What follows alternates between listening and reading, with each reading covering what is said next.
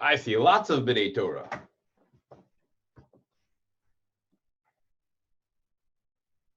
Hey, I don't want Morty Paltov. I want Aaron Paltov over here. But Morty keeps disappearing anyway. Where's Morty? There we go. Morty, where's Aaron? Or Avi, either one of them. Oh, get Avi. We'll get Avi. Let's get Avi. Get Avi. I would like to see my Avi. I haven't seen him for like 15 years. Is that silly? Avi, you're being requested. Yes, I want my Avi. Hello, B'nai Torah. Look at all of you guys ready to learn Torah. If you're ready to learn Torah, give me a thumbs up, please. But I need you to be strong today. If you're strong, you're at the right place. I can't have weak kids today. Today I got to have strong boys because we're going to hear a story that's going to really like knock you over. So you're going to have to be very strong to stay in one spot. Where's Avi? I still don't see Avi. Morty, where's Avi? Come on. He's coming. He's coming. He's taking too long. All right, let's see. We over here. We're starting in 1 minute, boys. Hi, Avi Paltov. How are you, Tzaddik? What's up, Rav? How are you? Hi, Baruch Hashem. How long has it been since you were in 4th grade? Oh, this requires math skills. Yeah, a lot of years. A lot of years. 12? Baruch Hashem. 12? I don't know. Can't be. I'm only like 19 years old now, so couldn't have been. All righty. All right. Avi, it's great to see you. I got to learn with your little brother now. Give Morty a hug for me later. Boys, you ready to learn? Enjoy. Thank you. All right, here we go. We are about to start. Oh, no. And tomorrow, after we finish learning, I see a Klinkowitz.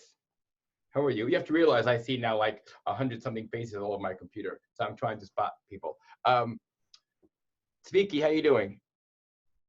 Good. Baruch Hashem. So tomorrow, after we finish learning, you're getting a test. Who took the first test? Raise your hand. Yeah. Who took the first test and got more than a 50? Keep your hand up in the air. Wow. Yeah, a lot of boys took the first test. And by the way, if you want to take the test again, just to review, you can tell your parents on the website, in the recording section, there's a page called tests. And if you click on that, you can take the next test. That's always cool. All righty. I see I have a lot of boys in the phone and a lot of boys sitting here learning. And Mordechai and Moshe, how you guys doing? Good? You got to give me a thumbs up because I can't hear you because I muted everybody for my own sanity. Today, we're going to start with Parshas Vayetzei. Let's review what we did yesterday. Yesterday, Moshe, what happened was Yaakov Avinu, because his mother told him to, took his brother Esav's coat. Esav got the coat. Shmuley Siegel, where did Esav get the coat from? I forgot. I'll give you a hint. His name began with Nim and ended with Road. Nimrod, that's right. Really nice. Nimrod, the king, and you remember how he got it from him. A bit of a tricky way, right? You guys would not have fallen for that trick, right? I can tell you right now, Joey Malkin's a pretty smart kid. If someone came over to Joey and said, take off your clothes to fight, Joey would say, are you crazy? Not a chance, right? But Nimrod fell for it. Sometimes people fall for tricks. And Esav was a good trickster. He was very good at being a liar. Being a liar is not a good thing, by the way. But in any case, what happens is, so we have now Yaakov Avinu, who has to run away from his brother Esav, because Esav is trying to get him. And he figured this would work out great, because if you go run away, you know what happens when you run away? You get more time to learn Torah. So let's see where we're up to, okay? Okay. Let me open up my Chumash, and we are about to start. Parshas Vayetzei. Here we go. Mikate's note told us. Here we go. Vayetzei. Okay. So Yaakov goes towards Haran. And as Yaakov's coming towards Haran, he tries to go to sleep, and he has a dream. Does anybody remember what Yaakov had a dream about? That's right. He had a dream about a pink elephant wearing pajamas. No? No. Moshe Yavner, what was his dream about? About a ladder that was going up to the sky that Malachim was going down and Oh, Moshe, you should be here, not me. I think Moshe should be in charge of giving this year. He knows everything. So he has a dream, and he sees malachim going up and down ladders. And you all know what happened to all the stones. The stones had a very big fight because all the stones wanted to be underneath the tzaddik. And they were all getting upset. Each stone kept saying, I want to be under the tzaddik. No, I want to be under the tzaddik. And then they finally worked it out. Zevi and Menachem, what did the stones do? How'd they work it out? Is that us? Yeah. Yeah, that's you. What did the stones do instead of fighting? What did they do? They press it. No, you don't have to press it. I hear you. They were fighting. Yep. So Hashem made a nice that it was a one big rock. Epic. Amazing. Guys, give yourselves a pat in the back. That's fantastic. The stones were fighting. Each one to be under the tzaddik. Now, Mayor Herschel, do stones fight? Have you ever gone into your house and seen stones fighting? Obviously, the Torah is telling us something.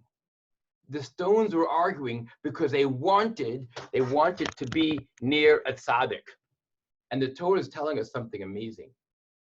It's worth arguing to be near a tzaddik. I'm going to tell you a story about my son Mordechai. I don't know if Mordechai is listening to this, but a few years ago, my nephew got married, and my son Mordechai was there. And at the right where the chassan's tish, and the chassan was sitting there with different rabbanim, Reb David Feinstein Shlita was there. And Mordechai wanted a bracha from Reb David Feinstein. So Mordechai went behind him and said, "Can I have a bracha?" But he was in the middle of writing. And so the people said, "Not now." And he kept asking and asking and asking. He wouldn't stop asking until finally Reb David Feinstein turned around and said, "I give you a bracha. You should be as persistent in learning Torah and doing mitzvahs as you are in trying to get a bracha." And that's a great bracha because you have to push and fight yourself to be near holy people. So if you see a tzaddik, be near the tzaddik. Ask him questions. Talk to him because being near a tzaddik is great. And I can prove it to you. The rocks wanted to be near a tzaddik. Rocks can speak, rocks can hear, they can smell, can't do anything. They can't even play basketball. Although when people are really good at basketball, we say they rock. But they still, rocks themselves cannot play ball, right? And yet the rocks wanted to be near a tzaddik. Certainly you guys should want to be near tzaddikim. And you yourselves could be tzaddikim. Even better. So they all got together, and Yaakov has this dream, and Yaakov sees Malachim coming up and down, and Yaakov says, "Wow, Hashem must be in this place." Yaakov did something else, though. Abraham had daven shachritz, Yitzchak had daven mincha, and now it's Yaakov's turn, and it was time for Yaakov to daven. So the question is, what did Yaakov daven? Let me see. See lots of hands up. Yisrael Neuwirth. What did Yaakov daven? What? Myrav. Thank you, Tzaddik. Yaakov daven Myrav. Yaakov daven the tefillah of Myrav. And that is what we have at tefillah of Myrav right now. And then Yaakov began to travel. Now, one of the things about Yaakov is we know that Yaakov focused on the truth. Everything that Yaakov did was emes. So I had an amazing story I wanted to tell with you. Okay. This story I'm going to tell you is about the holiness of a mitzvah. When Yaakov was traveling, Yaakov stopped daven Myrav. And many years ago, after the story of Yaakov, though, there was something else that happened, an amazing story. Now, the only problem I have is this story. I heard the story that had happened to the Rambam, and I heard the story that had happened to Reb Shimon Wertheimer. So I'm going to tell you the story about Reb Shimon Wertheimer. And when you hear the story, you have to be very strong because the story might knock you backwards or out of your chair. So hold on tight. Hold on very tight. The story is told that it was like 250 years ago in the city of Vienna, which is the capital of Austria, there was a famous Rav by the name of Reb Shimshon Wertheimer. Not only was he a very smart, good tzaddik, but he was very, very rich. That means he had lots and lots of moolah, right? He also gave lots of tzedakah. But the problem was, there was a king, and the king really liked Reb Shimshon, but the king had a bishop. The bishop was not a Jewish guy. He was a Christian person, and he hated that Reb Shimshon was so rich. So one day, the bishop walked over to the king and said, Your Majesty, I have a sneaking suspicion that Reb Shimshon's money is not gained honestly. I think he's stealing from you. And the king said, Really? Stealing from me? That makes no sense. He's an honest guy. And he says, Nope, I can prove it. Ask him to show you his books where he keeps all of his money. And you'll see the amount of money he has and the amount of money you gave him doesn't line up. And the king said, Fine, I'll ask him. So the next day, the king calls him Reb Shimshon and says, Rabbi Shimshon, how are you? I'm doing great, Your Majesty. How are you? Good. Can you show me your books of how much money you have? And Reb Shimshon says, Baruch Hashem, Hashem takes care of me. And the king says, Not what I asked. I want to see your books. So he gives the king his books and he opens them up. It shows that he has about 30,000 rubles. My apologies. And the king looks in his book, and it shows in his book that he gave him over 150,000 rubles. Is Reb Shimshon stealing from me? Well, the king felt bad, but it's time to kill Reb Shimshon. So he goes downstairs, the king, and he goes to the furnace, and he tells people at the furnace, Listen to me. The first person that comes downstairs and says, Did you do what the king asked? Pick him up and throw him in the furnace, okay? And the furnace guy said, But Your Majesty, what does that mean? What does it mean? It means when someone comes downstairs and says, Did you do what the king asked? Pick that guy up, no matter what he says, and chuck him in the furnace. I don't care who it is, even if it's me. You got it? Yes, Your Majesty. Good. And the king walked away. Then the king walked upstairs with a sad heart, and he said, Reb Shimshon, I have a job for you. Yes, Your Majesty, anything. Please go downstairs and ask the executioners by the furnace if they did what the king asked them. Uh-oh. And Reb Shimshon says, Yes, Your Majesty, I'll go right now. And he began walking downstairs, and as he's walking, a man bumps into him. Oh, Reb Shimshon, I need you right now. Well, I'm in the middle of something. No, this is an emergency. My neighbor, his wife gave birth to a baby boy 8 days ago, and the mohel didn't come, and the boy didn't get a bris yet, and we're running out of time. Please come give him a bris right now. So now Reb Shimshon had a problem. Who should he listen to? The king or Hashem? Avi Netkin, who do you think he decided to listen to? Hashem. Of course. All right, the king will have to wait. So Reb Shimshon ran out to go do the bris milah. He comes to do the bris milah. They make the bracha, they do the bris, and they give a glass of wine. Reb Shimshon drank some wine. Wow, that got the hiccups from drinking the wine. You know what? I better sit down for a few minutes. And he sat down and took a little nap.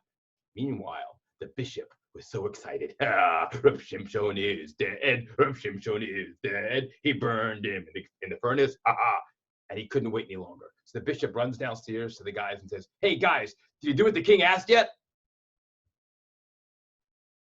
Okay.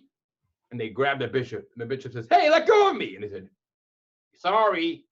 And they picked him up. And the bishop said, Hey, what are you doing? Boom. They threw the bishop in the furnace, slammed it shut, and closed it. And the bishop got burned to death. About an hour later, Shimshon finished off his hiccups, and he went back to the palace, and he ran downstairs, and he goes to the room, and he sees the two men at the furnace, and he goes, Hey, guys, did you do what the king asked you to do? And they said, Yeah, we did, Rabbi. We burnt the bishop to death. What? Yep, that's what the king told us to do. What? Oh, Did the bishop say anything? Yeah. What did he say? Oh, he went, Ah! Well, okay. So Shimshon came back upstairs and says, Your Majesty, your orders were taken care of. The king said, What? What are you doing here? Well, I came here. How? With my feet. No, but did you do what I asked you to do? Yes. I went downstairs and I asked the men in the furnace if they did what the king asked. And they said, yes. They threw the bishop in the furnace and burnt him. And the king went, The bishop? They burnt the bishop? Why'd they do that? I don't know, Your Majesty. I went downstairs and the king said, Oh, brother, you were supposed to be the one burned to death. And Rav Shimshon said, me? What did I do? He goes, well, you lied to me. You told me you only made 30,000 rubles and really made 150,000. And Rav Shimshon laughed and said, Your Majesty, you asked to see how much money I made. The 30,000 rubles are the money that I have. The rest of the money I didn't really make because I gave it all back to Stuckel already. I gave it to charity. All I have left is 30,000 rubles. And the king said, well, I guess the bishop got what he deserved. You know where the bishop is now? He's burnt. Don't start up with Rav Shimshon, right? So that's a pretty cool story. But that one of the things that we learn out, one of the many things we learn out is A, how important it is to do the mitzvahs of Hashem right away. But B, and that's why he was saved Shimshon. But even more importantly, we see from here that we have to always be sure to be exactly honest and truthful with everything we do. The same way Shimshon kept exact track of every dollar he spent and every dollar gets stuck up, so too, it is our job to be honest with everything we do as well. So Yaakov begins to travel, and then after he's traveling, the pasuk says, Hashem gives him a bracha that he'll be safe, and he comes and he sees there's a well there. And by the well, there's a big stone. And there were a few shepherds there, but they were waiting for all the shepherds to come. Do you know why they were waiting for all of the shepherds to come? Moshe and Akiva, why were the shepherds waiting for everyone to show up? You know why? Because this stone weighed so much, they needed everyone to lift it. So all of them were waiting, and Yaakov comes over, and Yaakov, as soon as Yaakov shows up, the pasuk says over here, Yaakov comes up, and he sees the stone, picks up the stone, takes the stone off. And the shepherds went, whoa, you are strong. And Yaakov said, thank you. And he said, but who are you? And he says, oh, my name is Yaakov Avinu. And the shepherd said, where's all your stuff? He goes, well, when I was walking here, my nephew Eliphaz came over and he wanted to kill me. But you're super strong. Why didn't you kill him? And Yaakov says, nope, I don't want to hurt someone else. Chas v'shalom. But I told him that if he takes all my stuff, it's as if I don't have it. If I have no money, it's like I'm not alive anymore. Oh, all right. And all of a sudden, Yaakov looks and he sees someone very, very, very amazing coming towards him. Who did Yaakov see coming towards him? Ooh, David Karp. Who did Yaakov see? Asaph. No, we're not up to Esav yet. It was one of Yaakov's soon-to-be wives. Who was Yaakov about to marry? Go ahead, David. You're still with you. Go ahead, David. Who was it? It wasn't Leah. It was Rivka. Rachel. Rachel was coming. And when Yaakov saw Rachel coming, Yaakov said, whoa, who's that? And they said, oh, that's Rachel. And Yaakov walked over to Rachel and said, how are you? And I'm doing great. And they schmoozed for a little bit. And then Rachel said, let me bring you back to my father. Now, Lavan was the opposite of Yaakov. Yaakov is the most honest, truthful, special, straight person. And Lavan was the exact opposite. He was a Ramai. He was a liar. He always told things that were not true. Yitzi Sokol, how you doing? Good. Yeah? How's your wife and kids? What? How's your wife and kids? You don't have a wife and kids yet, do you? I do. Oh, wow. Amazing. So what happens is they come to meet, and Lavan was so excited because Lavan remembered what happened when Eliezer came to get a daughter, to get a wife for Yitzchak. Eliezer came, what was he carrying lots of? Let's pick on someone new. What did Eliezer have lots of when he came? When he came, Shaul Yaakov, what did he have lots of? Moolah. Money. Lots of moolah. He had jewels and everything. So Lavan said, oh, baby, this is going to be great. I am going to come, and he's going to give me lots and lots of money. But Yaakov had no more money. Where was Yaakov's money? Mr. Steinhauser, where was Yaakov's money? Bye. Who stole it all? Do you remember his name? His name was Eliphaz. What's your first name, Tzadik? David. Hi, David. So he said, Lavan gives a big hug to Yaakov, and Lavan's trying to feel for the money. hi, Yaakov. And Yaakov's like, what are you doing to me, man? He goes, oh, nothing. He's checking in his ear. Get your hand out of my ear. I'm just looking for money. Where's your money? And Yaakov goes, oh, Eliphaz stole all my money. And Laban's like, then I don't need to be nice to you. You have no money. And he says, what would you like? And Yaakov says, well, I would like to marry your daughter. You want to marry my daughter? Which one? I have two. The younger one, Rachel. And Laban says, okay, I'm okay. You can marry, but you have to work for 7 years. 7 years. Can anyone here hold their breath for 7 years? No. I can't even hold my breath for 7 seconds. Can't do it. Unless I'm underwater, then I have to, right? So Yaakov says 7 years I have to work. And he says, if you work for my daughter for 7 years, then you can have Rachel. And Yaakov says, 1 second. Let's make a contract over here. 7 years, and I get to marry your daughter Rachel. Reish Ches Lamed. Not Leah, Rachel. And Laban says, what, you think I'm a liar? Yeah, I do. Well, I'm not a liar. I only lie on Sundays and Mondays and Tuesdays and Wednesdays and Thursdays and Fridays and Shabbos. Besides that, I never lie. And Yaakov says, yeah, all right. And they sign the contract, and Yaakov begins to work. Was Yaakov a good shepherd? I need some people to help me out over here. Shlomo Tzvi Mendlowitz, how you doing? Good. Yeah? Was Yaakov a good worker in the fields or not? Good. He was great. You know what's amazing is so many tzaddikim from our past, from our history, were shepherds. Adam was a shepherd. Who was the good brother, Cain or Hevel? Mr. Berkovitz, who was the good brother, Cain or Hevel? I'm listening, go ahead. Cain was one that killed Hevel, right? Hevel was the good brother, but Hevel was also the shepherd. What's your first name, Tzaddik? Hi, Akiva. How are you doing? Awesome. Adam, Hevel, Noach was a shepherd. Avram, Yitzchak, Yaakov, Moshe. We have a lot more. You got David HaMelech was a shepherd also. Do you know what's so special about being a shepherd? Being a shepherd doesn't mean just taking a bunch of animals and walking.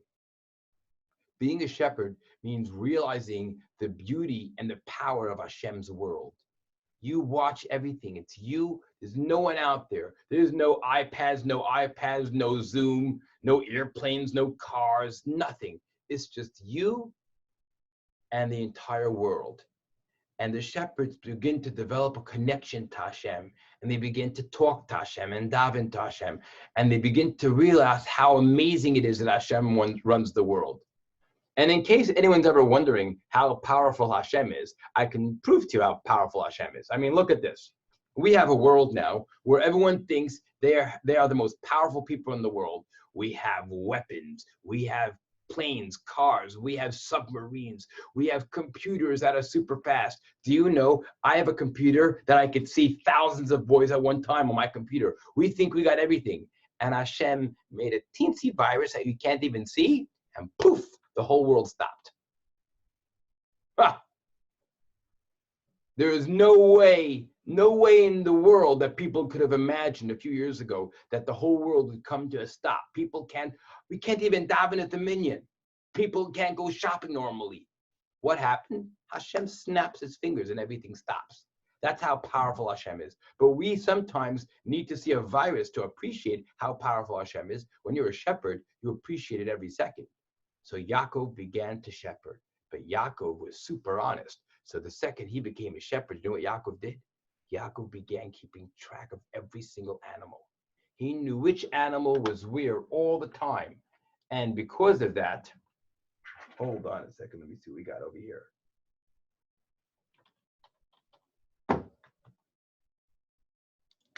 Because of that, there more and more animals became. The animals gave birth, and soon he was shepherding hundreds and then thousands of sheep. And some were his, and some were Lavan's. And this went on and on for 7 years. After 7 years, it came time for the great chasana. Yaakov has been waiting 7 years. Do you know how long it is to wait for something 7 years? We live in a generation now. If you want something, if you want, let's say, a toy. So here's what Shlomi Rudowski's mom does. Shlomi says, Mommy, can I have a brand new Lego set? Shlomi, you like Legos? Yeah, I can hear you. You can talk. How you doing, Shlomi? Doing good? Yeah. So Shlomi says, Mommy, I've been so well behaved. Can I have a Lego set? And his mom says, sure. I'm going to order you the Death Star Lego set. Death Star Lego set. Like 12,000 pieces. So his mom goes to the computer, clicks a button. One day later, it shows up. You don't even have to wait a week. When I was a kid, I one time ordered a watch from a computer. It took 2 months for the watch to get to my house. Nowadays, you snap your fingers. Yaakov waited 7 years, and it comes time for the chasana. And Yaakov goes over to Rachel and says, I have a sneaking suspicion that your father's going to try to switch. So I'm going to give you a special sign to prove that it is you. And Rachel says, okay. But then Rachel begins to think, wait a second. If my father switches and puts Leah there, and Leah doesn't know the sign, she's going to be so embarrassed. I can't be involved in someone getting embarrassed. You guys know what I'm talking about. To have someone embarrassed is the hardest thing in the world. To make someone embarrassed, it's not okay. So Rachel says to Leah, I think Daddy's going to switch it and let you marry Yaakov. So here's a special code. And she gives a special code. That night, Yaakov comes to the wedding hall, and everyone begins to sing. Now, they wanted to warn Yaakov, so they began to sing a song. Ole, ole, ole, ole. And they were really saying, Leah, Leah, Leah. Leah, Leah, Leah, Leah. And they're all singing that. And Yaakov doesn't know what they're talking about. And Yaakov goes out and he marries this girl. Now, I have a question. Aryeh Rabinowitz. How you doing, Aryeh? Good. So I have a question. Don't you think Yaakov Avinu, who was a smart tzaddik, don't you think he would have known if he was marrying the wrong girl? Yeah? Yeah. I mean, there's 2 types of sodas that I like. There's a Coke and Pepsi. I can tell the difference between Coke and Pepsi. Even though they look exactly alike, I could smell them and tell the difference. You don't think Yaakov knew he was marrying the wrong girl? How could Yaakov not realize he was marrying the wrong girl? Good question, right? Should I tell you how come?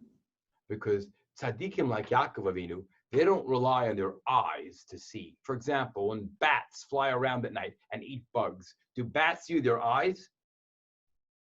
Yes or no? Who knows anything? Mayor Herschel, do bats use their eyes?